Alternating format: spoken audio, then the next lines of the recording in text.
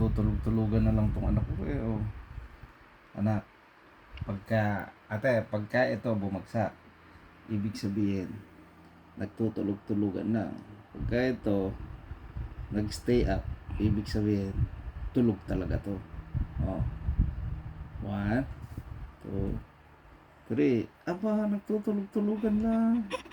Ulitin natin ha, ulitin natin. Pagka ito bumagsak, ibig sabihin, nagtutulog-tulugan lang to. Oh.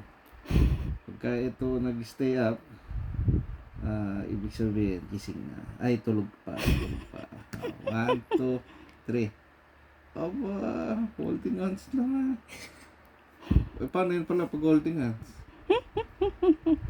Tutulog-tulugan lang to. O, igis. Gumising ka na, oh. Gising na ang lahat. Ikaw na lang ang tulog.